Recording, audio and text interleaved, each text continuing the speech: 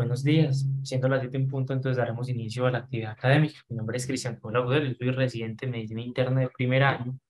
El día de hoy tenemos la discusión sobre la guía actual de tuberculosis, lo fundamental. Mi asesor fue el doctor David Vélez y el servicio invitado del servicio de infectología.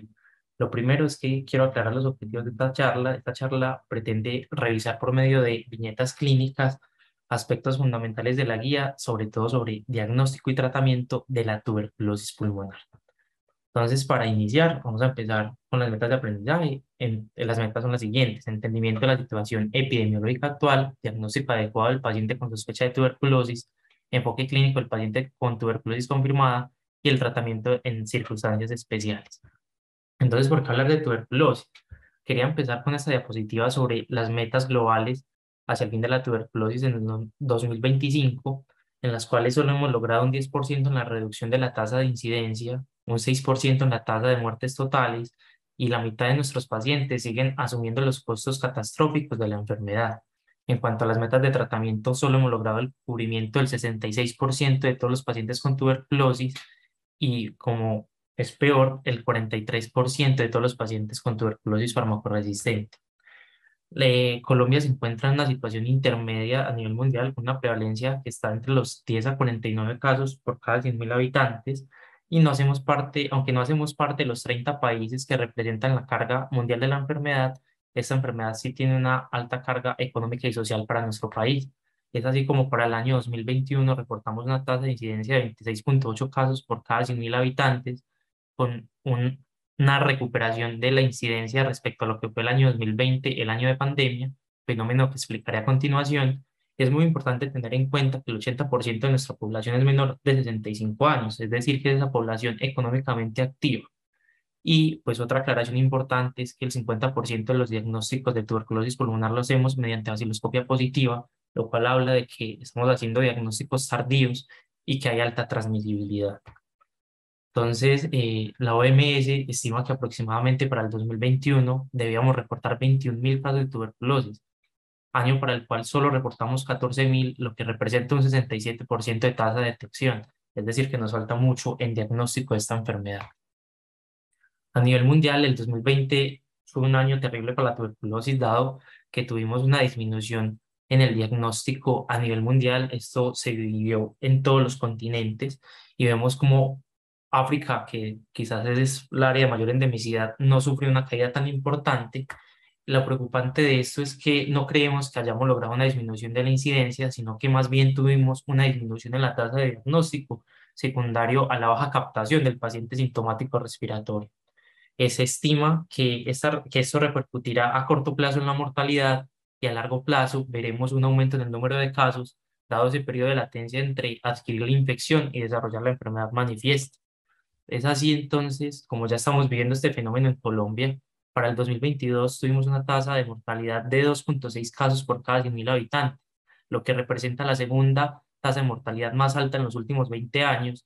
Y si miramos todo retrospectivamente, las tasas anteriores, retrocedimos 15 años en el manejo de la enfermedad. Cuando contextualizamos Antioquia en la situación epidemiológica del país, vemos como Antioquia es el departamento que más reporta casos a nivel nacional y hace parte de los 8 departamentos que representan el 75% de todos los casos nuevos. Tenemos el Valle de Aburrá con una incidencia de 70,4 casos por cada 100.000 habitantes, y una incidencia general para el departamento de Antioquia de 51,8 casos por cada 100.000 habitantes. Quizás eso represente dos cosas. Uno, que en Antioquia tenemos una alta prevalencia de la enfermedad, y lo segundo es que quizás Antioquia no está tan mal en el diagnóstico y manejo de la tuberculosis. Vemos cómo todas las subregiones presentaron un aumento en la tasa de diagnóstico, excepto la región norte del departamento.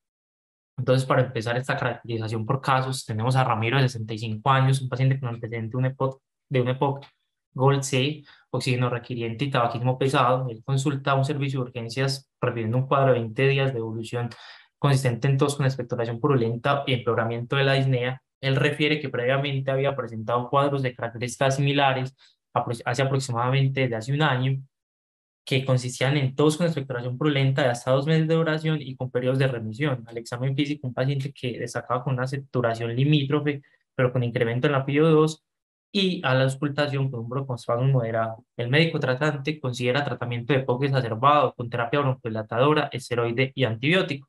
El paciente mejora y es dado de alta desde el servicio de urgencias. Con este caso, entonces, yo quiero que tengamos los siguientes objetivos específicos. Lo primero es en quién debo sospechar tuberculosis pulmonar. Lo segundo es cómo se debe realizar la recolección de la muestra. Y el tercero es el diagnóstico en pacientes sin inmunosupresión. Entonces, para definir en quién debemos sospechar tuberculosis y partiendo de los lineamientos de la guía, lo primero es definir el sintomático respiratorio, lo cual es la definición poblacional más acertada para hacerlo. Es por eso que yo quiero que recordemos la tríada ecológica de la enfermedad, que en este momento no se me ocurre otra enfermedad que represente mejor este fenómeno que la tuberculosis. Entonces vamos a intentar dividir la tuberculosis en una enfermedad de dos pasos, en lo cual va a haber una interacción entre la exposición que esta exposición va a depender principalmente de factores exógenos, es decir, grupos de riesgo que van a tener una exposición aumentada a la tuberculosis y por tal tiene mayor riesgo de infectarse. Aquí es importante hacer énfasis que no es lo mismo infectarse a desarrollar la enfermedad, y es por eso que en este grupo de pacientes, en estos grupos de riesgo que pueden ver en la diapositiva, vamos a hacer principalmente búsqueda activa comunitaria según los lineamientos eh, de, de las guías actuales para nuestro país. Y vamos a ver un segundo paso que es desde la infección a la enfermedad, donde probablemente lo que sea más importante pensar es en esa población vulnerable, es decir, aquella población que tiene una susceptibilidad mayor de pasar de un estado infectado a desarrollar una enfermedad manifiesta, que eso va a depender principalmente de factores endógenos o factores asociados al individuo que aumentan el riesgo de desarrollar la enfermedad. Y probablemente este grupo de pacientes, como los pacientes con VIH, enfermedades inmunosupresoras o tratamiento inmunosupresor y enfermedades crónicas, que ya vamos a desglosar un poco, probablemente los tengamos más en la consulta o en los servicios de hospitalización y tengamos que hacer una búsqueda activa institucional de casos. Y finalmente, pues entonces, ya partiendo solo de la población general que no cumple con las otras, con las otras características, hablaremos de sintomático respiratorio en un paciente con tos con expectoración por más de 14 días. Recordar que esas manifestaciones pueden ser variables y que el paciente puede no expectorar y ya es criterio médico definir qué tanta probabilidad de tuberculosis tiene nuestro paciente. Y lo último que les quiero decir de esta diapositiva es que de izquierda a derecha, pues tenemos los grupos de riesgo de la población vulnerable y quizás en este orden vamos a pensar en definiciones y métodos diagnósticos más sensibles para los grupos de riesgo y esta población vulnerable. Y lo más importante es que que tienen que tener ustedes en mente es que esto busca es precisamente hacer mayor tasa de diagnóstico, pero la mayoría de los pacientes que van a cumplir la definición de sintomático respiratorio no van a tener tuberculosis. Entonces, cuando hablamos de la población en riesgo vulnerable, tenemos todos los grupos de riesgo anteriormente discutidos, las personas con VIH, las personas previamente tratadas por tuberculosis, aquellos con consumo problemático de alcohol, lesiones fibróticas que indican infección previa, mayores de 65 años institucionalizados, la silicosis pulmonar, la desnutrición, la gastrectomía, muy importante en las personas con diabetes y las personas con enfermedades respiratorias crónicas y tabaquismo activo. Estos en general son los grupos de pacientes en los cuales la guía recomienda una priorización de la búsqueda de sintomáticos respiratorios. Y como para categorizar o que ustedes entiendan mejor estas ideas, en los estudios epidemiológicos previos nos han mostrado estas características de alto riesgo. Cada uno de estas poblaciones tiene un riesgo diferente de desarrollar la enfermedad, es así como la población general tiene un riesgo del 10% de pasar del estado de infección a enfermedad a lo largo de su vida, mientras que el paciente con VIH o SIDA tiene un 10% cada, de forma anual. Y aquí les quería mostrar un factor de riesgo poblacional muy importante, que es la diabetes, que miren que tiene aproximadamente 4 veces más riesgo de desarrollar la enfermedad. Entonces, ya habiendo pensado en quién vamos a sospechar tuberculosis pulmonar, vamos a hablar sobre la recolección de la muestra de esputo. Entonces, esta es responsabilidad del médico tratante instruir al paciente de cómo recogerla. Entonces, esta muestra pues, se le debe indicar al paciente que inspire profundamente, que retenga el aire y que posteriormente intente hacer un esfuerzo de expectoración vigorosa. Si el paciente no logra hacer ese esfuerzo, se le puede recomendar que haga este ejercicio de forma repetitiva y que intente hacer exhalaciones forzadas más fuertes cada vez, con el objetivo de obtener al menos 5 cc de esputo con los intentos que sean necesarios, y se debe recoger la muestra en un frasco transparente que permita ver la calidad de la toma de la misma, con una capacidad entre 30 a 50 mililitros y que permita un cierre hermético. Entonces, para continuar como con el orden de pensamiento que debemos tener cuando nos acercamos a un paciente con sospecha de tuberculosis pulmonar para hacer el diagnóstico, vamos a tener las herramientas de la sospecha clínica, los estudios microbiológicos, imaginológicos e histopatológicos. Como esta es una enfermedad infecciosa, pues es claro que el estudio microbiológico será el estudio de elección de confirmación diagnóstica. Entonces, tenemos las tres pruebas más importantes que serán la baciloscopia, la prueba molecular y el cultivo líquido, con diferentes sensibilidades. Es así como la baciloscopia tiene una sensibilidad solo del 70% y requiere aproximadamente entre 5.000 a 10.000 bacilos ácido alcohol resistentes para ser visualizada. Esto es importante tenerlo en cuenta porque vamos a tener poblaciones que son más pausivacilares, donde esta prueba no va a rendir de forma adecuada. Tenemos las pruebas moleculares que tienen la sensibilidad promedio del 70 al 90% y requieren de 16 a 130 unidades formadoras de colonia. El cultivo líquido, que es la prueba más sensible, con una sensibilidad cercana al 100% y que requiere tan solo 10 bacilos ácido alcohol resistentes para su positividad. Entonces, para hablar de baciloscopia, la recomendación del lineamiento y en general en las internacionales sigue recomendando la realización de 3 baciloscopias seriadas en esta población general sin inmunosupresión. La forma o la frecuencia de tomar las mismas dependerá si el paciente está hospitalizado o está en el ambiente ambulatorio. Es muy importante recordar que la positividad de la baciloscopia es un marcador de transmisibilidad y que tiene cerca una especificidad del 90% y un valor predictivo positivo del 70 al 90%. Esto quiere decir que una baciloscopia positiva no me confirma la enfermedad, dado que hay otras micobacterias no tuberculosas y otros gérmenes que tienen ácido alcohol resistentes, como por ejemplo la nocardia o rodococcus, el rodococcus. Entonces, siempre pues como tener esta consideración. La forma de aumentar la sensibilidad de la prueba es realizarla por medio de microscopía por fluorescencia con rodamina auramina, la cual aumenta en promedio un 10% la sensibilidad. Que sea la primera muestra de la mañana también la aumenta, y que la muestra sea concentrada también facilita el diagnóstico. Y vemos como las muestras ideales son aquellas que son mucopurulentas, sanguinolentas o incluso mucoides. Sin embargo, pues cuando se recoge saliva, el lineamiento del ministerio es que también se puede procesar, dado que en pacientes muy bacilíferos también se podrían visualizar los bacilos ácido alcohol resistentes, pero hay que tener en cuenta que pues un estudio negativo pues de saliva mucho menos va a descartar la enfermedad. En cuanto a las pruebas moleculares, los lineamientos de nuestra guía nacional y en acorde a otras guías internacionales nos hablan que probablemente estemos en un punto de transición donde estemos pasando de hacer el diagnóstico con baciloscopia a otras pruebas más sensibles como las pruebas moleculares y el cultivo líquido. Las más disponibles, pues al menos en lo que yo he revisado y he visto, son las pruebas de la plataforma Ginesper, que detectan la presencia de Mycobacterium tuberculosis y la resistencia a la rifampicina, siendo el Esper Ultra teniendo una mayor sensibilidad. Y tenemos también el Aniplex, que nos permite ver la resistencia a medicamentos de primera y segunda línea. Yo quería esquematizar las pruebas moleculares desde la vaciloscopia, dado que las guías hablan mucho de esto y me parece que es una buena estrategia. Entonces, cuando tenemos una vaciloscopia positiva, el lineamiento es claro en que toda vaciloscopia positiva debe tener una prueba molecular, la cual debe contar como mínimo con la sensibilidad a rifampicina e idealmente la sensibilidad a rifampicina y isoniazida. Esta última prueba va a ser obligatoria en todo paciente con sospecha de tuberculosis farmacoresistente, por ejemplo, aquellos contactos estrechos o pacientes que ya habían sido previamente tratados.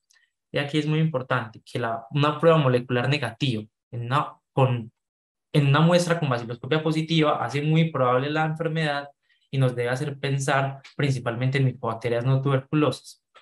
Y cuando tenemos una baciloscopia negativa, si ya de base teníamos una sospecha clínica alta, Lo que deberíamos solicitar entonces son métodos más sensibles como la prueba molecular y el cultivo de medio líquido, y se ha observado en los estudios que cuando se realiza pruebas moleculares en pacientes con vaciloscopia negativa, se aumenta el 23% el diagnóstico en esos pacientes que tenían cultivo positivo.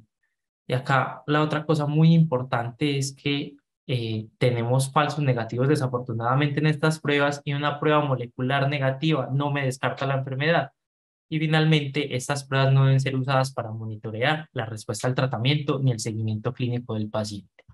Entonces, el cultivo de micobacterias también estamos haciendo transición de los cultivos sólidos a los cultivos líquidos.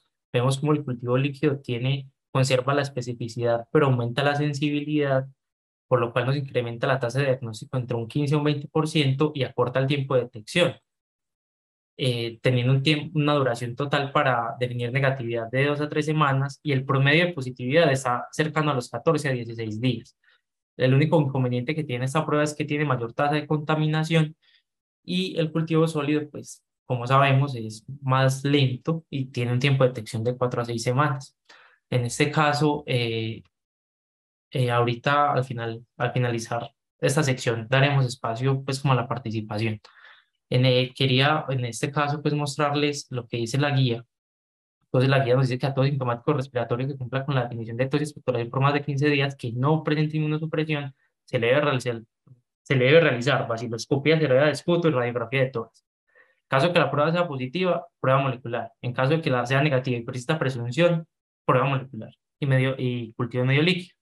Y la guía para la vigilancia del laboratorio de tuberculosis nos dice que en la resolución, aunque no me pareció que esto lo dijeran de forma tan clara, se establece que para el año 2022 la vaciloscopia será reemplazada por pruebas moleculares para todas las personas que sean consideradas sintomáticos respiratorios. Entonces, continuando, para cerrar esta parte y dar paso a infectología, les traje este algoritmo, que es el algoritmo de la guía que está realizado, pues ya también extrapolado por mí. Entonces, en personas sin antecedentes de enfermedades o tratamiento inmunosupresor, a todos se le debe hacer una vaciloscopia y radiografía de tórax. Si la vaciloscopia es positiva, vuelvo a ser muy enfático, se debe hacer prueba molecular y cultivo de medio líquido. Si es negativa, pero persiste la sospecha clínica, prueba molecular y cultivo de medio líquido. Entonces, yo creería que para términos prácticos, todos los pacientes con tuberculosis, con sospecha de tuberculosis pulmonar, a quienes le hagamos una prueba de esputo, debería incluir la vaciloscopia, la prueba molecular y el cultivo del medio líquido. Sin embargo, la guía, en los apartados y en el algoritmo, tiene un escenario en el cual dice que la pacientes con vaciloscopia negativa y con radiografía de tórax normal se podría descartar y considerar otros diagnósticos. Sin embargo, este escenario no está muy bien delimitado. Acorde a esto, y finalizando esta primera sección de viñeta clínica, las preguntas para el servicio de infectología serían las siguientes. ¿Existe algún escenario en el cual la negatividad de 3 vaciloscopias seriadas descarta la tuberculosis pulmonar? Y la segunda pregunta es si debe reemplazarse la vaciloscopia por la realización de una prueba molecular. Muchas gracias. Bueno, muchas gracias por este tema que es supremamente importante. Hemos tenido un aumento muy importante de tuberculosis, entonces hablar de tuberculosis es fundamental. En este punto es importante saber, cuando uno se enfrenta a la tuberculosis, pues debe saber si es una tuberculosis pulmonar o extrapulmonar. Y en las tuberculosis pulmonares hay algunas que son de tipo intersticial, entonces hay más compromiso intersticial que alveolar. En esos compromisos intersticiales, a veces es difícil obtener el bacilo del espacio alveolar, incluso usando una toma de muestra muy adecuada, puede usted obtener que el paciente trae las vaciloscopias negativas, e incluso puede haber prueba molecular negativa y el cultivo finalmente ser positivo.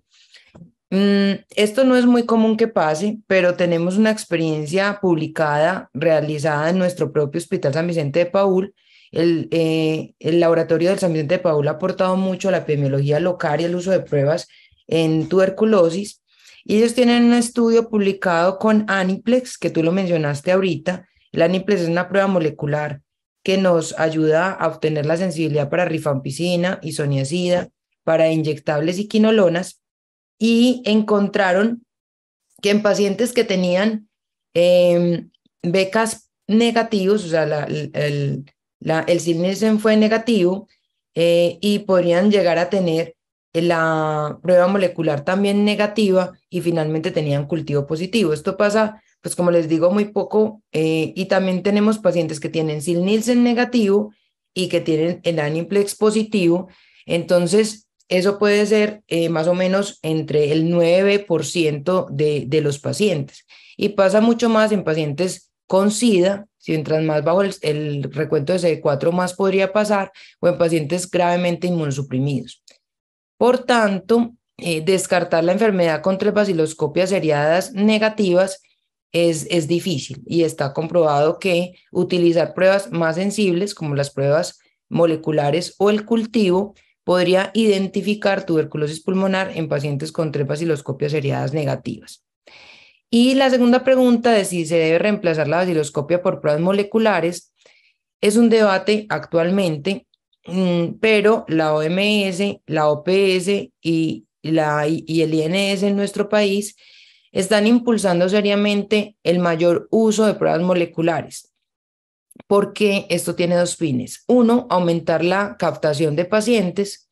Dos, poder utilizar un diagnóstico que no dependa tanto del entrenamiento del bacteriólogo, pues nosotros podemos tener lugares donde el bacteriólogo está muy bien entrenado, pero de lugares apartados donde el bacteriólogo no está bien entrenado y una prueba molecular podría pues pasar esa barrera. Y lo otro es poder tomar un diagnóstico más temprano, porque cuando el paciente ya tiene una baciloscopia que está bastante cargada en bacilos, pues es un diagnóstico muy tardío y se ha perdido mucho tiempo de transmisibilidad de la enfermedad. Entonces, aumentar el número de pruebas moleculares sí es el objetivo en toda América realmente. Alto, profe, gracias. ¿Me escuchan bien? Sí, David. Yo quería como volver a retomar el caso y de esos casos que queríamos traer este caso porque es un caso de la vida real que luego terminó con tuberculosis y son pacientes que nos pegamos como de diagnósticos diferenciales cuando la definición de sintomático respiratorio es muy clara. Entonces, bueno, sí es un paciente que puede cumplir criterios de un bronquítico crónico, que llegó con una exacerbación de POC, pero finalmente lleva 20 días con una tos purulenta y aunque nos dé pereza, a veces el aislamiento hospitalario porque las camas no están disponibles y demás, el deber ser es aislarlo y tomar las pruebas pertinentes para descartar TB. Ahora, con relación a eso, pues lo que dice Cristian es muy claro. La guía a veces da unas frases que pueden confundir al médico que la lee. Es decir, pedir pruebas moleculares si usted sospecha alta resistencia de TB.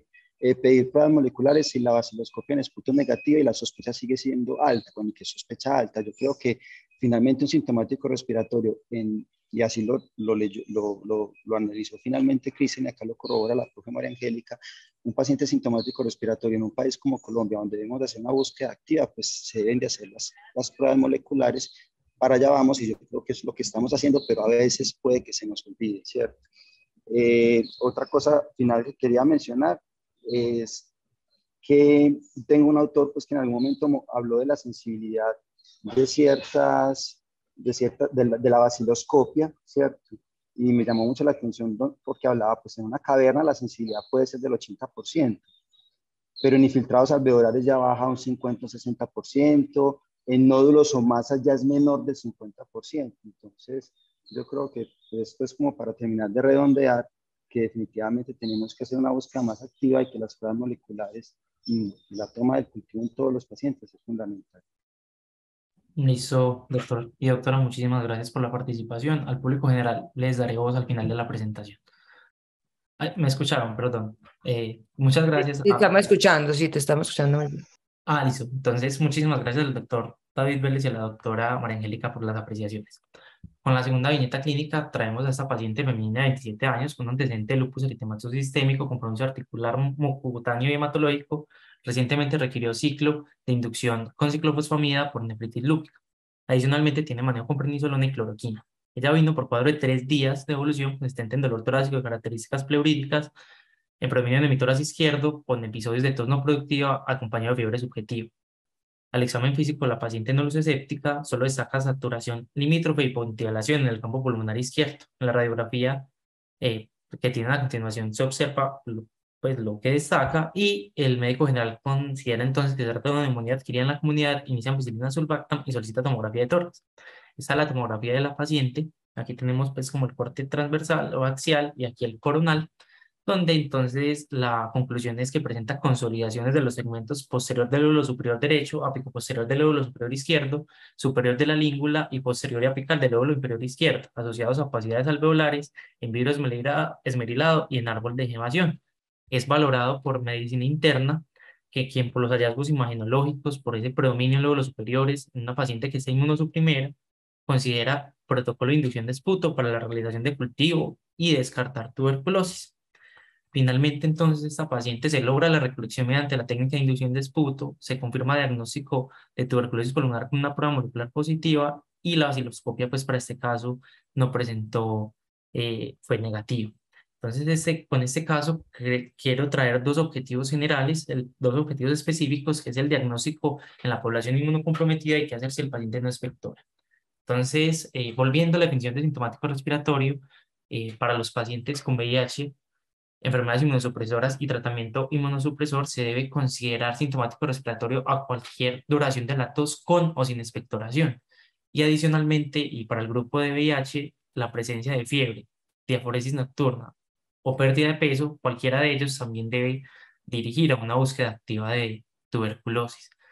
Esta misma definición de duración de la tos aplica para los contactos de pacientes con tuberculosis pulmonar y en las poblaciones de riesgo, como las que hemos mencionado ampliamente, pues se sigue recomendando la definición de los 14 días, pero si yo creo que el paciente no lo podemos seguir por las propias condiciones de este grupo, pues deberíamos hacer una búsqueda más temprana y recordar que en todo este grupo en general, como les había explicado al principio, buscamos de entrada hacer pruebas más sensibles que faciliten el diagnóstico.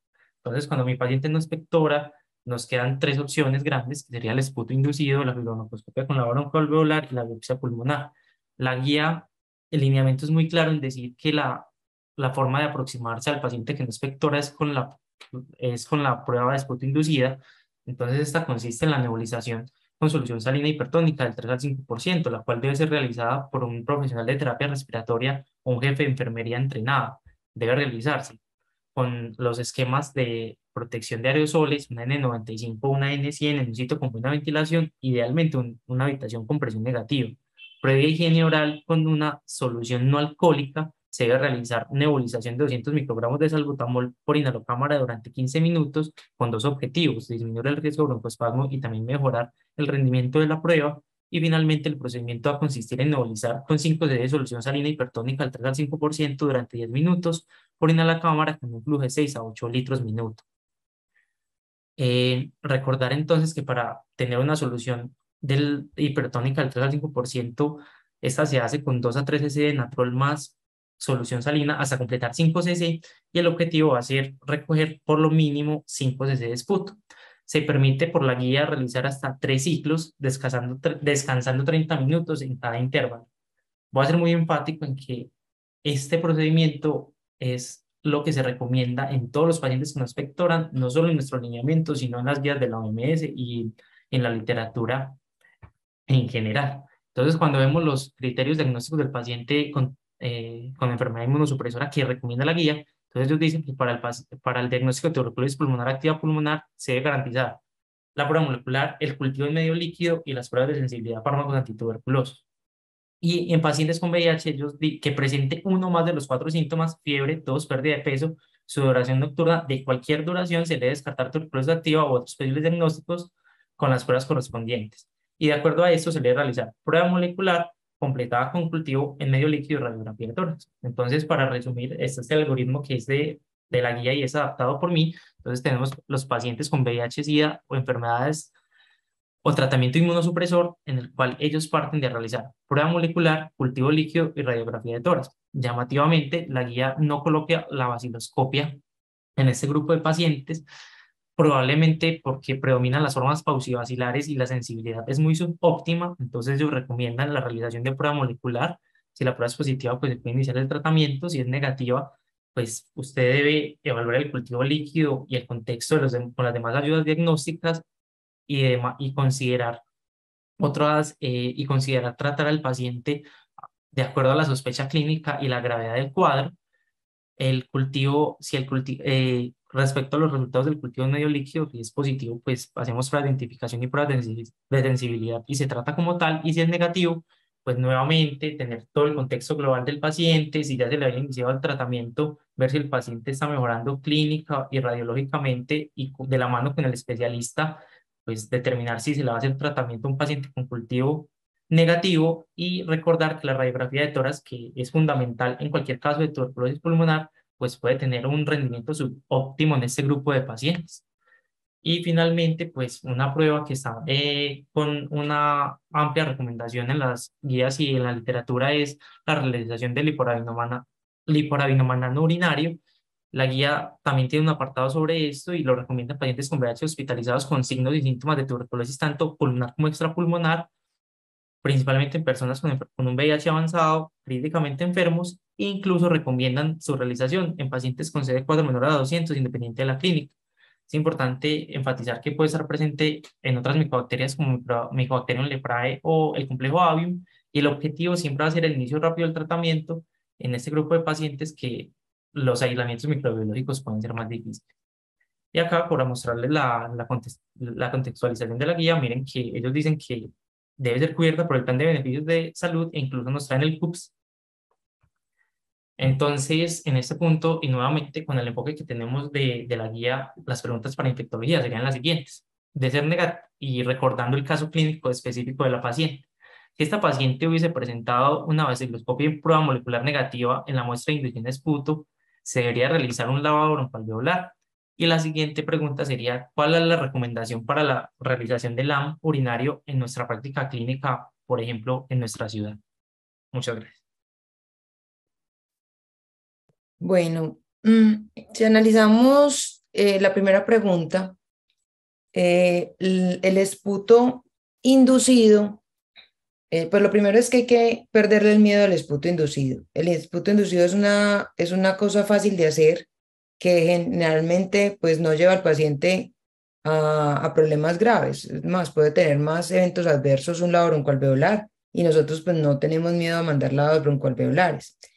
Es importante pues que el esputo inducido genera aerosoles, entonces por tanto pues no debe hacerse en un lugar donde haya muchos pacientes, debe hacerse en una salita de procedimientos que esté destinada para eso y las personas que estén durante la salita en el procedimiento deben utilizar N95 o se podría utilizar en un espacio abierto pues que estuviera designado para procedimientos con buena ventilación y sin contacto con otros pacientes. Cuando se hizo el estudio en San Vicente, el que le salió ahorita con Aniplex, y se comparaba la sensibilidad, especificidad, valor predictivo positivo y valor predictivo negativo del esputo y el lavado broncoalveolar en cuanto al rendimiento del Aniplex, realmente no había una diferencia muy significativa. Sin embargo, en unos estudios, por ejemplo, un estudio publicado en India, donde evaluaron 120 pacientes, miraban que con esputo inducido solamente le podían hacer el diagnóstico al 63% de esos 120 pacientes que evaluaron y quedaban un 21% que necesitaron lavado broncoalveolar y solamente por el lavado broncoalveolar le pudieron hacer el diagnóstico a los pacientes. Entonces, uno sí podría utilizar el lavado broncoalveolar como un paso antes de la biopsia y por biopsia transbronquial más o menos se llega al diagnóstico en el 15% restante de los que no se ha podido hacer diagnóstico ni por esputo inducido ni por el lavado broncoalveolar. Entonces yo creo que sí es conveniente hacer esta escala secuencial porque si por esputo inducido podemos tener el 63% de los diagnósticos en pacientes que no expectoran, pues nos podríamos evitar bastantes lavados broncoalveolares con un método fácil de realizar. Eso me parece importante. Profe, Dime. profe, qué pena. En esa escala, es que están preguntando en el chat, me preguntaron directamente a mí. En esa escala, podríamos incluir en un adulto la PCR en jugo gástrico. Porque yo no veo que la El observe. jugo gástrico pues está más estudiado en niños y es un poquito engorroso, puesto que usted tiene que utilizar 3 noches para hacer el diagnóstico, mientras que con esputo inducido usted puede en el mismo día recolectar la muestra suficiente con un rendimiento muy bueno. Entonces, pues si yo tuviera que escoger entre tomar una muestra de jugo gástrico en un adulto o un esputo inducido, yo utilizaría el esputo inducido. De hecho, nosotros tenemos, en mi grupo de investigación tiene un estudio publicado que hicimos también en San Vicente de Paúl, donde participaron principalmente niños, pero también habían adultos, y nosotros les hicimos esputo inducido, pero estos pacientes tienen una cosa muy interesante, era que venían por menos de 7 días de síntomas y estaban catalogados como neumonía adquirida en la comunidad. Y de esos pacientes, utilizando esputo inducido, tuvimos diagnóstico de tuberculosis por medio de cultivo en 6. Entonces, esto es importante porque primero, porque utilizamos esputo inducido. Segundo, porque venían con 7 días de síntomas y 6 tuvieron cultivo positivo para Mycobacterium tuberculosis. Y eso fue en el 2015 y todavía no teníamos pruebas moleculares.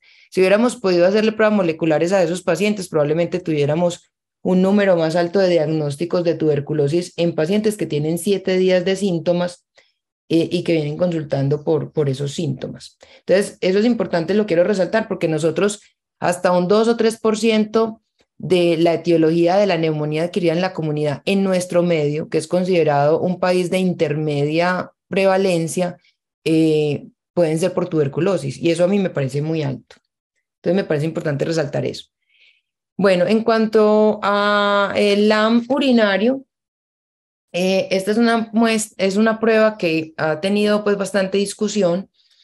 Realmente se ha visto que su sensibilidad y especificidad mejoran es en pacientes con VIH, pero tampoco es tan buena como la de las pruebas moleculares, pero es un poquito mejor que la de las baciloscopias. Entonces permite hacer un diagnóstico rápido y se utiliza más en pruebas rurales, pues en lugares rurales y alejados, que en centros de congregación de pacientes o de alta tecnología como el nuestro. Siempre va a ser mejor la prueba molecular, pero uno puede hacer uso de esta prueba si está en un lugar alejado y no tiene forma de hacer una prueba molecular, lo cual en nuestro país cada vez es menos probable, porque las pruebas moleculares se han ampliado bastante en nuestro medio y ya por la misma resolución que está mencionando, que se está mencionando en esta reunión, que es la resolución 227 del 2020, que nos dice cómo se debe manejar pues, las ayudas diagnósticas en tuberculosis, nos dice que la EPS debe pagar todas las pruebas que nosotros solicitemos en miras a obtener el diagnóstico de la tuberculosis, incluyendo la prueba molecular, sin importar el nivel de atención donde está el paciente. Entonces yo preferiría siempre utilizar una prueba molecular más que un LAM urinario, pero es bueno que sepamos que tiene una especificidad del 91%, una sensibilidad como del 40 a 50%, eso es lo que a mí me deja mal, la sensibilidad que tiene, pero la podría uno utilizar como un valor predictivo negativo importante en una zona rural apartada, si definitivamente pues no puede hacer una prueba molecular en muestras respiratorias o también se ha evaluado pues en pacientes que puedan tener tuberculosis extrapulmonar y tampoco es que le haya ido muy bien. Entonces, yo preferiría, en vez de utilizar una prueba molecular realmente.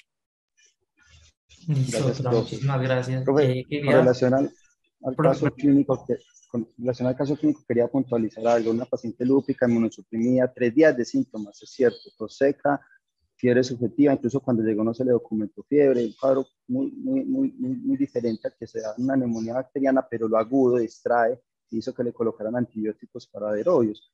Entonces, para aclarar, primero, la neumonía tuberculosa es clara, lo hemos diagnosticado frecuentemente pacientes con síntomas muy agudos y era una clara neumonía tuberculosa y este fue uno de los casos.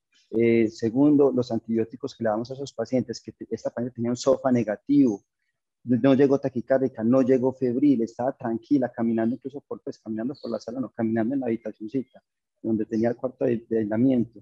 Y realmente pues no había urgencia, pensaría uno de empezar antibióticos. Los antibióticos negativizan muestras, negativizan las muestras de baciloscopia, eso está demostrado en algunos estudios. Y también, ojo con lo de la mejoría, o sea, que esos pacientes en reposo, no es lo mismo estar jornaleando todo el día, probablemente ahí va a tener uno más tos, se va a sentir más maluco, acá van a estar en reposo, con oxígeno, con acetaminofén. Entonces decimos, ve, está mejorando con los antibióticos.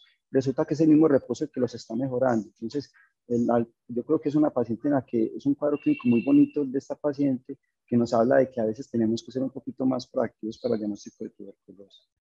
Hay una cosa muy importante, dos cosas muy importantes. Una que nos están preguntando en el chat, y es que cuando el paciente viene con clínica de neumonía adquirida en la comunidad, pues hay otros agentes que probablemente sean más importantes a descartar o más frecuentes, y entonces me quedo con un esputo inducido.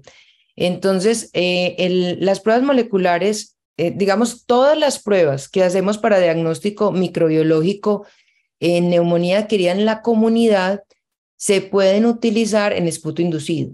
Entonces, se puede hacer panel de neumonía en esputo inducido, se puede hacer cultivo de esputo inducido para encontrar gérmenes como Haemophilus influenza, neumococo, estafilococo aureus, que son causantes de neumonía adquirida en la comunidad.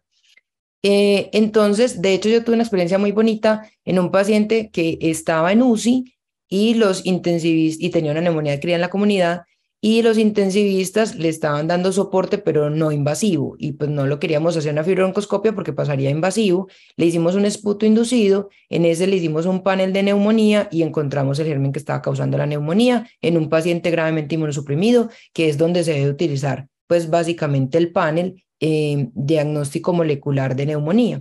Entonces, pues, se puede utilizar. En los pacientes con VIH, que neumocistis va a ser un diagnóstico diferencial importante porque pues, están previamente inmunosuprimidos, tienen infiltrados pulmonares y uno quiere saber si tiene coexistencia de tuberculosis con neumocistis, si tiene neumocistis solo. Yo también tengo con la doctora Yuli Natalia, tenemos un estudio publicado donde valoramos si se podría hacer diagnóstico de neumocitis por esputo inducido y realmente no.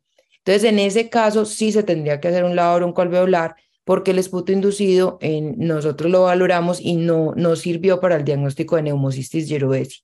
De pronto, por pruebas moleculares podría ser, pero por pruebas moleculares no se puede distinguir si neumocistis está causando colonización o infección, y las colonizaciones son muy importantes para podernos saber qué tan importante es neumocistis en ese paciente. Entonces, en algunos grupos franceses lo que han hecho es que le hacen esputo inducido, ahí hacen todas las pruebas y si la PCR para neumocistis les da positivo, pues los tratan como si estuvieran infectados porque son gravemente inmunosuprimidos. Doctora, muchísimas gracias. Al doctor David Vélez. Me devuelvo un poco en una de las preguntas de la doctora Lina Paola Tovar. Nos pregunta qué proporción de muestras en la Esas, ciudad está pero haciendo se, cultivo en no, medio pero vení, líquido. no, pero vení, dejemos esas preguntas para el final, Cristian, Listo. seguí con el siguiente caso. Bueno, entonces la siguiente viñeta clínica es Ramiro, 65 años, residente en Medellín, barrio Manrique, antecedente de POC, que es el mismo paciente del inicio, Bartel de 40 puntos, convive con su hija, la cual es trasplante renal y, nieta de y una nieta de 3 años. Hospitalizado actualmente con diagnóstico de tuberculosis pulmonar con prueba molecular sensible a rifampicina. ¿Cuáles son las actividades recomendadas? El objetivo general de esta viñeta es cuáles son las actividades recomendadas por la guía que se deben realizar en el paciente con diagnóstico de tuberculosis de no. Entonces, para responder esa pregunta y en la revisión que hice de la guía, pues les traje este algoritmo. Entonces, en el paciente con nuevo diagnóstico de tuberculosis siempre se debe descartar la coinfección con VIH y también se debe descartar en todos los pacientes la presencia de diabetes mellitus y hacer una búsqueda activa de otros predisponentes. Y el orden de las actividades sería entonces el ingreso al programa de tuberculosis y los exámenes basales, determinar el modo de seguimiento, la modalidad de tratamiento directamente observado, el esquema de tratamiento, la búsqueda de los contactos y determinar si requiere medicina especializada. En cuanto a los exámenes basales que se recomienda la realización de hemograma, función renal, función hepática, las pruebas para descartar diabetes, el ELISA de VIH y la prueba de embarazo si es pertinente. Recordemos que el seguimiento se hará de forma mensual con enfermería y cada 2 meses con médico general con la realización de vaciloscopia y cultivo. Entonces, para empezar con esta primera parte, recordemos que el tratamiento de la tuberculosis se debe hacer con tratamiento directamente observado. Hay diferentes modalidades que están contempladas en el lineamiento y las EPS están en la obligación de garantizárselas a los pacientes acorde al criterio médico. Tenemos el que se realiza en la IPS, que es la asistencia diaria a una IPS básica más cercana. Las actividades que son comunes a todas estas modalidades son el registro de la dosis en ficha individual y el seguimiento clínico. Hay una modalidad muy importante que tenemos que hacer uso más en ese grupo de pacientes, como el del caso clínico, que es anciano, que tiene dificultades para su movilización, y es que según las condiciones clínicas y socioeconómicas, como enfermedades crónicas degenerativas, limitaciones sensoriales, terapia con oxígeno, enfermedad mental o adultos sin soporte, podríamos ordenar esta modalidad domiciliaria, lo cual disminuiría el impacto de la enfermedad en nuestros pacientes. También se puede hacer comunitario virtual y el hospitalario, que depende más de la gravedad y del criterio del médico tratante. Entonces, en cuanto a las generalidades del tratamiento, recordemos que el tratamiento de la tuberculosis se, se basa en en la politerapia y el tratamiento prolongado para disminuir la selección de cepas naturales resistentes y poder negativizar todas las diferentes poblaciones de micobacterias. El tratamiento entonces consiste en 2 meses de terapia intensiva con rifampicina, isoniazida, piracinamida de etambutol y 4 meses de isoniazida de rifampicina. Se recomienda la administración de dosis fijas combinadas. El tratamiento durante la fase intensiva obligatoriamente debe ser diario. No se recomienda nunca en esta fase la realización de 3 veces por semana. Y en la fase de continuación se podría considerar la administración 3 veces por semana. Sin embargo, se sigue prefiriendo el esquema diario.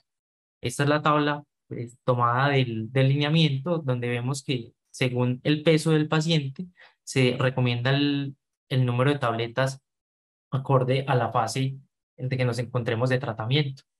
Para la búsqueda de contactos, la guía hace un énfasis importante en hacer la búsqueda en los contactos de nuestros pacientes, especialmente los niños menores de 5 años, los mayores de 65 años, aquellas personas que viven con pacientes que tienen VIH o otras enfermedades inmunosupresoras o tratamiento inmunosupresor, y nos dividen en la búsqueda de contactos en aquellos con tuberculosis sensible y farmacoresistente. Entonces, en la parte de tuberculosis sensible, se debe realizar la notificación en los primeros 8 días y luego hacer un seguimiento cada 6 meses hasta el año. Y en las pacientes con tuberculosis farmacoresistente, nuevamente los primeros 8 días, cada 3 meses, durante el tratamiento y después del tratamiento, los contactos de nuestros pacientes cada 6 meses hasta completar los 2 años. Entonces, finalizando esta sección general de tratamiento, las preguntas para infectología serían las siguientes.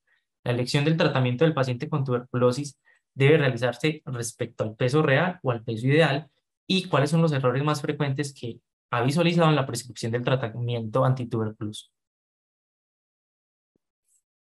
Ah, bueno, eh, yo creo que hay algunos acercamientos a que el tratamiento se debe hacer según el peso ideal, y esto lo hemos visto pues en adultos. En niños, digamos que casi todos los estudios que hay son por peso real, el peso que tiene el niño en ese momento, pero en adultos esto es más difícil porque los estudios se harían o con personas muy por debajo del peso que requieren tener según su talla, o personas muy por encima del peso que requieren tener según su talla. Entonces, los desnutridos y los obesos son el punto caótico para nosotros que manejamos adultos. Hay algunos acercamientos desde estudios clínicos y desde estudios de PKPD. Los estudios de PKPD nos muestran que hay algunos medicamentos que tienen más riesgo de no alcanzar sus metas PKPD cuando se administran en bajas dosis para el peso ideal. Piracinamida, por ejemplo, es uno de esos medicamentos que en algunos estudios de PKPD más del 50% de las muestras tomadas a pacientes que recibían piracinamida encontraron que no alcanzaban la meta PKPD, y el factor de riesgo más importante era que estos pacientes pesaban más de 55 kilos. Y al administrar una dosis, 400 miligramos de más, lo que sería pues como una tableta adicional, muchos de esos alcanzaban la meta PKPD. Entonces yo creo que en los adultos es importante saber cuál es el peso ideal del paciente y formular por el peso ideal. Muchos de los estudios se han hecho de PKPD y clínicos, se han hecho en poblaciones diferentes a la colombiana. Entonces hay que tener muy en cuenta que el peso y la talla de nosotros es diferente al peso y la talla de los norteamericanos, de los europeos y los africanos, que es donde están hechas la mayoría de los estudios. En estudios muy, que ya pues que tienen bastantes años en África, se mostraba cómo cuando se administraban las tabletas por peso real en pacientes desnutridos que empezaban el tratamiento con muy bajo peso, esos pacientes tenían más demora en negativizar la vaciloscopia y en ganar peso. Lo que nos insiste la guía es en esa tabla que tú tienes ahí, pero realmente tampoco ellos son muy insistentes si ese es el peso real o el peso ideal. Yo pensaría que están hablando del peso ideal. Y nos dice también que es muy importante verificar en cada control y ajustar la dosis dependiendo del peso, ¿cierto? Entonces, eso no sé si todo el mundo lo hará. Realmente, si todos los médicos están conscientes de que tienen que estar pesando el paciente y ajustando las tabletas, y por tanto a mí eso me da muchísimo miedo de que el paciente lo empiecen con el peso real y se quede con 3 tabletas, aunque ya llegue a pesar más de 50 kilos en algún control. Entonces yo realmente siempre empiezo a los pacientes con el peso ideal. En los obesos también hay estudios que muestran que la sobredosificación del medicamento podría llevar a más efectos adversos y por tanto, pues en pacientes obesos también se ajusta al peso ideal. ¿Y cuáles son los errores más frecuentes? Yo pienso que uno de los errores más frecuentes que yo veo también es eso, o sea, dar un número menor de tabletas en adultos de las que ellos necesitarían, no ajustar el peso en los controles siguientes cuando ya el paciente va ganando peso, pasar a segunda fase sin cumplir los requerimientos que se necesitan para pasar a segunda fase, que son que usted tenga una verificación de que el germen es sensible a isoniazida y a rifampicina, porque si usted pasa al paciente a segunda fase sin saber eso, usted puede dejar al paciente en monoterapia. Por ejemplo, aquí en Antioquia, los aislamientos de M. tuberculosis que tienen algún tipo de resistencia son el 3.5%. Y de esos que tienen algún tipo de resistencia, el 35% son monoresistentes a isoniazida. Entonces, si usted pasa a ciegas un paciente a segunda fase sin saber la resistencia, una proporción muy importante se va a quedar en monoterapia con rifampicina. Entonces, eso es supremamente importante. Y si a eso le sumamos los que son resistentes a rifampicina y isoniazida, pues el paciente se va a quedar sin terapia. Entonces, saber la sensibilidad, que el paciente haya ganado peso, que el paciente haya resuelto los síntomas por los que consultó inicialmente y que haya completado ampliamente pues, todas las dosis de la primera fase con buena adherencia, son parámetros muy importantes para poder pasar a segunda fase. Ese es, digamos, como el segundo error que yo más veo, pasar a segunda fase sin tener los criterios claros que se deben cumplir para pasar a segunda fase. Listo, no sé si el doctor Vélez tenga alguna otra No, hermano. intervención o continuamos. No, para nada. Listo. Todo muy claro, hermano. Bueno, ya para finalizar, entonces traemos este caso de 65 años, el mismo paciente con antecedente de POC, diagnóstico reciente de tuberculosis pulmonar. Ingresa remitido al programa de tuberculosis por medicina general, dado que en la revisión de los 2 meses, al finalizar la terapia intensiva, presenta el siguiente resultado: vaciloscopia positiva. Entonces, los dos objetivos de esta sección es cómo se debe realizar el seguimiento en pacientes con tuberculosis pulmonar y cómo interpretar los resultados de pruebas microbiológicas en el seguimiento. Entonces, cuando hacemos la valoración médica a los 2 meses, como bien decía la doctora, lo primero que queríamos hacer entonces es verificar los cultivos, la identificación y el perfil de sensibilidad. Debemos tener en cuenta y ser otra vez insistente en eso, que el seguimiento microbiológico se realiza con vaciloscopia y cultivo, incluso en pacientes que hicimos el diagnóstico con prueba molecular, pues la guía sigue recomendando el seguimiento con vaciloscopia y eso pues también desde las guías internacionales.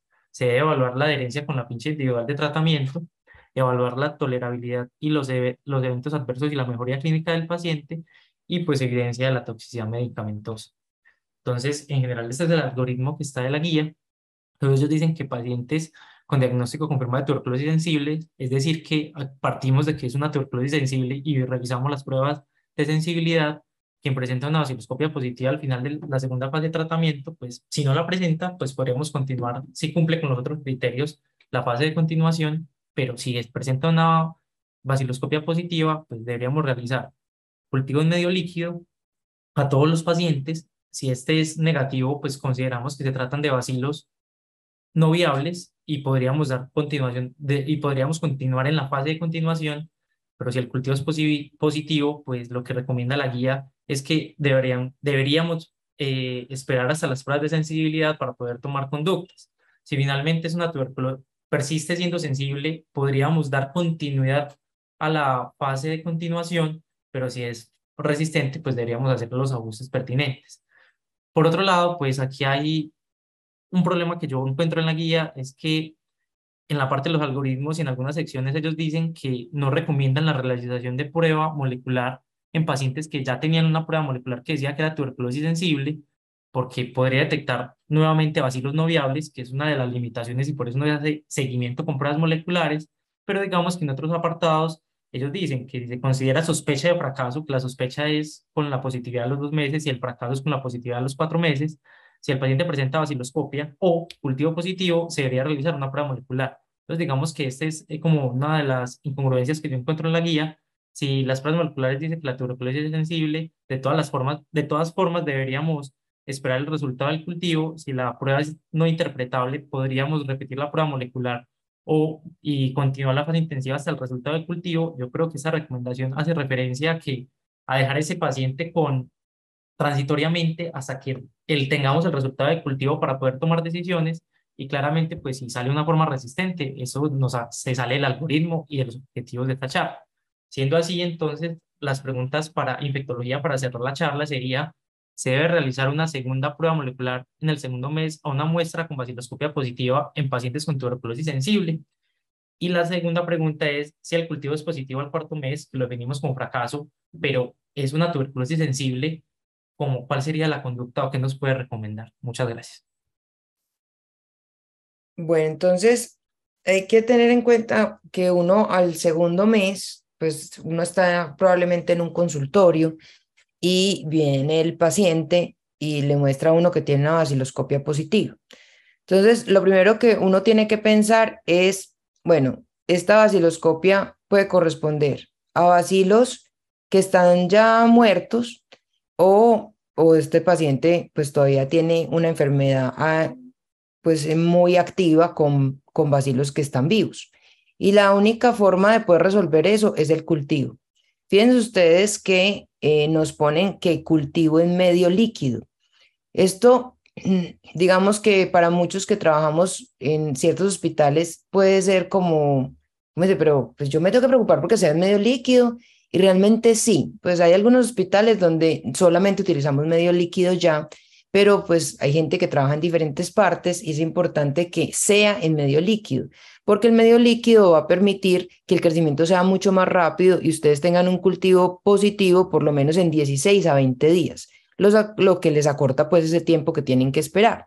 Entonces, a este paciente que usted tiene en el consultorio y que viene con una baciloscopia positiva, pues lo ideal es que esa baciloscopia se la hubiesen hecho con cultivo, o sea que en el momento que el paciente llegue y le muestre usted la baciloscopia, él ya debe tener un cultivo en medio líquido corriendo. Pero si de pronto no lo tiene, pues usted se lo tiene que ordenar. Entonces, usted, señor, se tiene que ir a hacer un cultivo para micobacterias en medio líquido y mientras tanto usted sigue en primera fase, no lo puedo pasar a segunda fase. Y si le hacemos o no le hacemos una prueba molecular a esa muestra que dio baciloscopia positiva, pues es un debate. Si le hacemos una prueba molecular y es discordante con la que tenía al inicio, entonces tendríamos que esperar, pues poner este paciente en una la prueba molecular aquí no nos sirve para saber si es M-tuberculosis, porque ese paciente ya tiene que haber tenido confirmación de que es M-tuberculosis, si las cosas se hicieron bien, sino que nos serviría para saber si hay una discordancia en la sensibilidad o en pues, o en la resistencia molecular. Y nos podría ayudar para ver si tenemos que modificar tempranamente el tratamiento que le estamos dando al paciente. Y si el cultivo de esta baciloscopia al segundo mes da positivo, es supremamente importante hacerle pruebas moleculares rápido a ese cultivo, porque ahí sí estamos ante un fracaso y una de las cosas más importantes que tenemos que descartar es la resistencia. Entonces, esa prueba molecular al cultivo es sí o sí fundamental. Y si se la hacemos al esputo, si todavía es pectora, también nos podría ayudar es para saber si hay incongruencias en la sensibilidad o en la resistencia a ese punto y poder mirar si cambiamos el paciente a un tratamiento de resistencia tempranamente. Esto va muy de la clínica del paciente, porque un paciente que es resistente y viene con una vaciloscopia positiva al segundo mes, el paciente no debe haber ganado peso, no debe haber mejorado clínicamente. Entonces usted ya su valor pretest de que eso va a ser resistencia es muy alto. O que eso va, o también usted una cosa que tiene que valorar ahí es si eso es debido a no adherencia. Entonces el paciente no está mejorando porque es resistente o porque es no adherente. Entonces si el paciente, ahí la clínica es fundamental. Si el paciente va mal clínicamente, empieza a sospechar resistencia, no adherencia, mala absorción. Pero si el paciente va bien y viene perfecto, no doctora, yo no volví a tener fiebre, gané peso, me siento súper bien y tiene una vaciloscopia positiva, pues usted se llena de razones para pensar que probablemente el cultivo le va a salir negativo, lo sostiene de todas formas en primera fase por precaución, pero usted se queda más tranquilo pensando que probablemente son micobacterias muertas y que usted lo va a ver en 20 días con el cultivo y que va a estar más tranquilo tomando la decisión. Bueno, si el cultivo al cuarto mes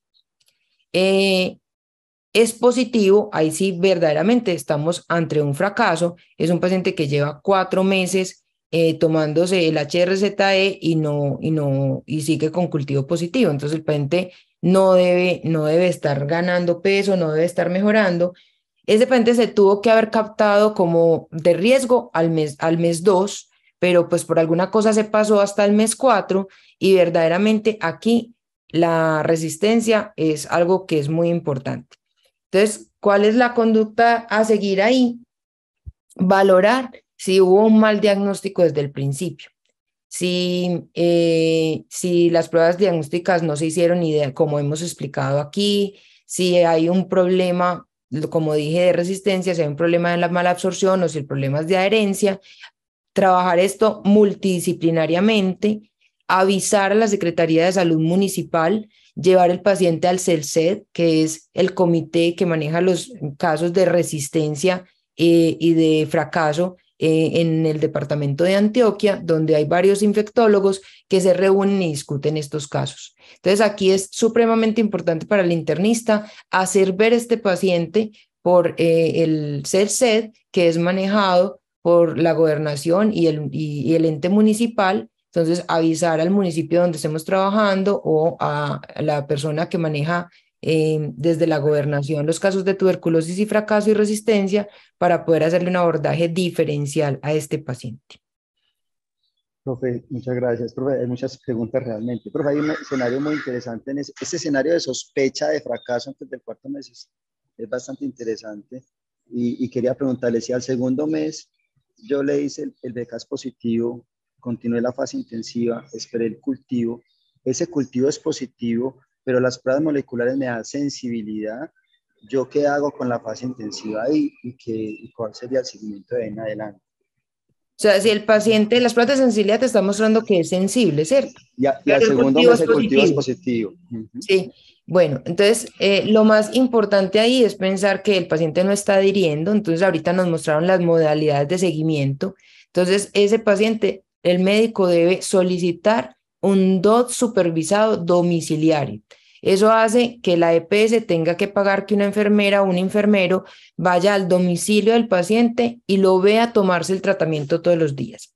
Otra cosa que podemos hacer es mirar si el paciente tiene algún problema de absorción, ¿cierto? Si fue gastroectomizado y nunca tuvimos en cuenta eso. O sea, recuerden que rifampicina se absorbe en el estómago y si el paciente no tiene estómago, pues no se va a absorber. Entonces, podría ser otra causa.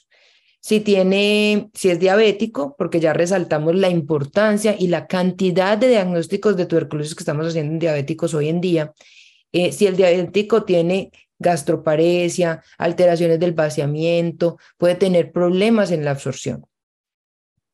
Y haciendo Yo todo creo que esto, pues, adherencia y problemas de absorción o un número inadecuado de dosis o un número inadecuado de tabletas pueden ser la respuesta ahí y entonces tendríamos que optimizar el PKPD. Y la fase intensiva, además de hacer eso, ¿qué haríamos con la fase intensiva? ¿Esperaríamos hasta el Man- tercer mes? no, el paciente lo deberíamos mantener en fase intensiva. Un paciente que sigue con cultivo positivo nunca debe pasar a fase. Perfecto,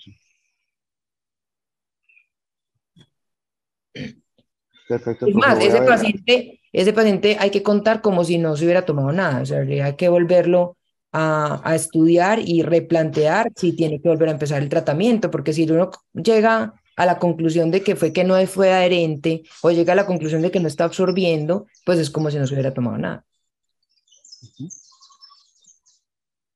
Listo, profe. Las últimas preguntas.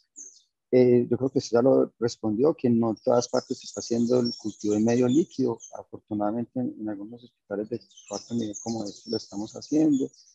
Eh, yo leo aquí a Mariana que se preguntan muy buenas. ¿Qué tan frecuente es que un paciente adherente al tratamiento con PCR que muestra TB sensible haga resistencia durante el tratamiento? Eso es más frecuente en el paciente que es mal absortivo. Hay pacientes que son abandonadores, entonces se toman el tratamiento unos días y no vuelven. Ese paciente es muy poco probable que haga resistencia durante el tratamiento. Pero hay pacientes, por ejemplo, paciente de la unidad renal, paciente diabético, eh, que tienen problemas de absorción o son muy vomitadores por su propia gastroparesia, que los médicos les insistimos, no, pero es que usted se lo tiene que tomar y el paciente lo vomita, entonces no, yo no puedo con eso, lo suspende 2 días, vuelve al tercer día y trata, o el paciente que le estamos dando subdosis, le empezaron con 3 tabletas, el paciente siguió con 3 tabletas y 3 tabletas, entonces él sí se lo toma, pero todo el tiempo está subdosificado. Entonces, eso es más probable es en esos pacientes que intentan tomárselo, pero no están absorbiendo bien o están vomitando todo el tiempo. Entonces, ¿ahí qué tenemos que hacer? Entender al paciente y escucharlo y tratar de entender cuál es el verdadero problema del paciente. Solucionar el problema de la gastroparesia, del vómito, buscar soluciones a eso, magnificar el número de tabletas si el problema es de su dosificación, porque eso sí puede inducir a la resistencia. Mientras que el paciente que es adicto a drogas y se tomó 2 tabletas y nunca volvió, y después vuelve otra vez y decimos, ah, sí, no, doctora, ya me tomé 2 tabletas, pero nunca más volví por allá, yo no me quise tratar. Ese paciente es poco probable que entre el tratamiento haya desarrollado resistencia. Lo que sí es probable es que se haya reinfectado con una cepa resistente, porque está en un medio donde la tuberculosis es alta, por ejemplo, en pacientes que en unidades de diálisis muy cerradas, donde la ventilación es poco frecuente, pacientes que se encierran en salones de consumo durante mucho tiempo y consumen ahí por tiempo prolongado, se pueden reinfectar con cepas resistentes de compañeros que están ahí conviviendo con ellos. Perfecto, profe. Cristian, hermano, mil felicitaciones, lo logramos, hermano, lograste los objetivos. Maseaste mucho, estudiaste mucho, hasta en vacaciones te tocó hacer esto. Yo de verdad que te agradezco demasiado, Cristian, porque es un tema que surgió, que teníamos que hacerlo de una forma muy prioritaria y te le mediste y te felicito de verdad porque el orden de la exposición permitió que resaltáramos lo más importante, lo fundamental de la guía. Ese era realmente el objetivo. Y profe María Angélica, de verdad que muchas gracias por la iniciativa, por haber impulsado la charla y por conceptos tan claros. De verdad, Miguel de Paz. Muchísimas gracias a ustedes, muchísimas gracias a Cristian y a David por haber facilitado esta reunión. Es muy importante, tenemos en este momento pues esta resolución de la que hemos hablado, es muy importante acercarnos a la resolución. Habían otras preguntas que yo vi en el chat que hablaban de la disponibilidad de las pruebas, porque ustedes vieron que aquí insistimos mucho y la guía nos insiste mucho en que hay que llegar al diagnóstico microbiológico y de sensibilidad y resistencia de la micobacteria y nos entendemos que hay muchos lugares donde se las niegan, pero la guía los está apoyando, la resolución los está apoyando, por eso es importante que el médico conozca la ley. Esta resolución les está diciendo a las EPS y a todos los actores del sistema que no pueden negar ninguna prueba, ni siquiera molecular, ningún cultivo. Estos pacientes tienen derecho a ser diagnosticados adecuadamente con su tuberculosis y tienen el apoyo pues de una resolución que está vigente para que ustedes la conozcan y puedan apoyarse en eso si en algún momento les hacen la negatividad administrativa de alguna de estas pruebas. Muchas gracias a todos, Cristian, gracias de verdad, manito. Un abrazo. No, muchísimas gracias al doctor Vélez, a la doctora María Angélica pues, como por la oportunidad y no, yo creo que hasta una próxima oportunidad. Muchísimas gracias.